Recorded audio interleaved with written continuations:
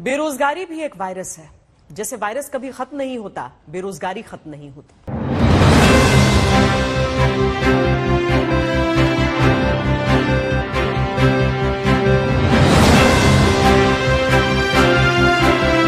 आज हमारे देश में दो सबसे बड़ी समस्याएं हैं, अनएम्प्लॉयमेंट और अंडर एम्प्लॉयमेंट। दोस्तों, अनएम्प्लॉयमेंट तो आपने बहुत सारी बार सुना होगा, लेकिन अंडर एम्प्लॉयमेंट बहुत कम सुनने को मिला होगा। और कोविड के बाद में तो अनएम्प्लॉयमेंट की जगह अंडर एम्प्लॉयमेंट ज्यादा सुनने को मिल रहा है। इसका मतलब ये होता है कि एजुकेशन और एक्सपीरियंस के हिसाब से सैलरी नहीं मिल पाती है। कोविड के दौरान बहुत सारे लोग ऐसे थे जिनकी सैलरी लाखों या हजारों रुपए थी, लेकिन उनको आधी सैलरी में काम करना पड़ा। दोस्तों, इसको कहते हैं अंडर एम्प्लॉयमेंट। आपको मैं एक उदाहरण के माध्यम से समझाने की कोशिश करूंगा कि आज हमारे देश में बहुत सारे लोग ऐसे हैं जो 15-20 साल तक पढ़ाई की, जैसा कि मान लो किसी ने बीटेक किया, एमटेक किया, उन्होंने लाखों रुपया खर्च किया, लेकिन आज ऐसे बहुत सारे लोग आपको देखने को मिल सकते हैं जो आपके रिश्तेदारी में हो सकते हैं, जो आपकी जानकारी में हो सकते हैं, जो आज 10,000 रुपए की नौकरी भी नहीं कर पा रहे हैं, या उनको 10,000 रुपए की नौकरी भी नहीं मिल पा रही है। दोस्तों, ऐसे भी बहुत सारे लोग हैं जिन्होंने भी लाखों रुपया लगाया, बीएड की, लेकिन आज वो 5 से 10,000 रुपए में लोगों को पढ़ा रहे हैं। आप सोचिए कि इतनी ज्यादा महंगाई में क्या कोई व्यक्ति 5 से 10,000 रुपए में या 10 से 15,000 रुपए में काम चला सकता है? बिल्कुल भी नहीं। ये आने वाले समय में ये बेरोजगारी और महंगाई बढ़ेगी, घटेगी नहीं।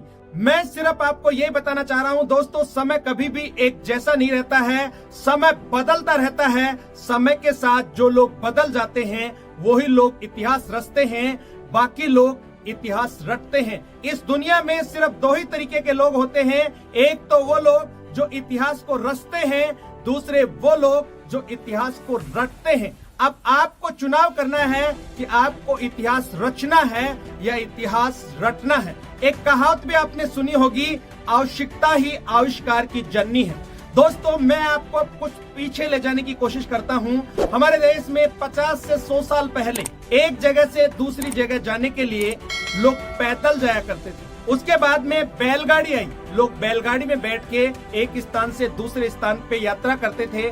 समय बदलता गया और समय के हिसाब से ट्रेन आई, उससे हमारी यात्रा बहुत कम समय में होने लगी। फिर समय में बदलाव आया और हमारी यात्रा और कम समय में होने लगी। उसके लिए एरोप्लेन, हेलीकॉप्टर का आविष्कार हुआ।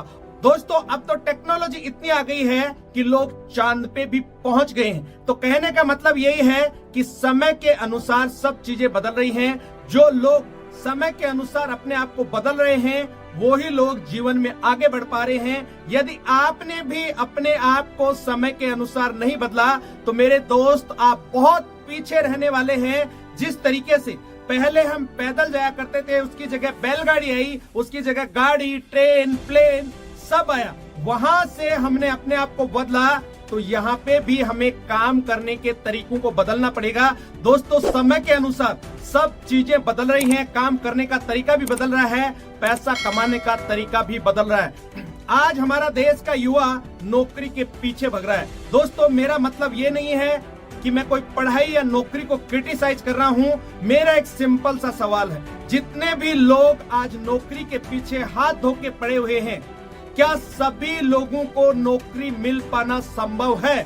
दोस्तों, ऐसा नामुमकिन है। चाहे कोई भी गवर्नमेंट आ जाए, चाहे आप किसी भी नेता के भाषण सुने, हो सकता है वो आपको झूठी दिलासा दिला दें कि आने वाले समय में हमारी गवर्नमेंट इतनी नौकरियां निकालने वाली है, लेकिन फिर भी लोगों को रोजगार मिलने वाला नहीं है। दोस्तों, आज जनसंख्या वृद्धि में हम नंबर 1 पे पहुंच गए हैं। जिस तरीके से आज जनसंख्या बढ़ रही है, उससे भी कहीं ज्यादा बेरोजगारी बढ़ रही है। आज हमारा देश सबसे ज्यादा युवा आबादी वाला देश है। हमारे देश में 50% पॉपुलेशन ऐसी है जिनकी उम्र 25 साल या 25 साल से कम है। हमारे देश में 65% आबादी ऐसी है जिनकी उम्र 35 साल या 35 साल से कम है। तो दोस्तों, इस बात से आप अंदाजा लगा सकते हैं कि हमारे देश में बेरोजगारी कितने बड़े स्तर पे है। अब इसका समाधान क्या है दोस्तों? इसका समाधान एक ही है, डायरेक्ट सेलिंग या नेटवर्क मार्केटिंग। कुछ दिनों पहले ही हमारे देश के प्रधानमंत्री ने कहा था कि आने वाले समय में आत्मनिर्भर बनना पड़ेगा। यदि हम आत्मनिर्भर नहीं बन रहे हैं तो मेरे दोस्त इस जिंदगी में हम बहुत पीछे चले जाएंगे और आत्मनिर्भर भारत का सपना भी डायरेक्ट सेलिंग या नेटवर्क मार्केटिंग से ही पूरा होगा। हमारे देश के भूतपूर्व राष्ट्रपति एपीजे अब्दुल कलाम साहब ने भी कहा था कि 21वीं सदी का सबसे बड़ा, सबसे fastest growing business network marketing या डायरेक्ट सेलिंग रहने वाला है। एपीजे अब्दुल कलाम साहब ने यह भी कहा था, हर व्यक्ति को, हर स्टूडेंट को, हर वुमेन को नेटवर्क मार्केटिंग या डायरेक्ट सेलिंग बिजनेस एक बार जरूर ज्वाइन करना चाहिए। दोस्तों आने वाले समय में इस धरती का ये 8वां अजूबा है। दोस्तों ये मैं नहीं कह रहा, ये डॉक्टर कलाम कह रहे हैं। तो मैं सिर्फ इस वीडियो के माध्यम से आपको ये मैसेज देना चाहता हूँ कि दोस्तों समय बदल रहा है, समय के हिसाब से अपने आप को बदलिए, अपनी मानसिकता को बदलिए। यदि हम समय रहते हुए अपने आप को नहीं बदल रहे हैं तो आने वाला समय और भी ज्यादा मुश्किलों से भरा रहने वाला है। दोस्तों अब जो आने वाला समय है वो नेटवर्क मार्केटिंग या डायरेक्ट सेलिंग का ही रहने वाला है। आज आप जो भी काम कर रहे हैं और उस काम को करने से अपने सपने पूरे नहीं कर पा रहे हैं तो इस इंडस्ट्रीज को ज्वाइन कीजिए। ये बहुत अच्छी इंडस्ट्रीज है, ये बहुत पवित्र इंडस्ट्रीज है।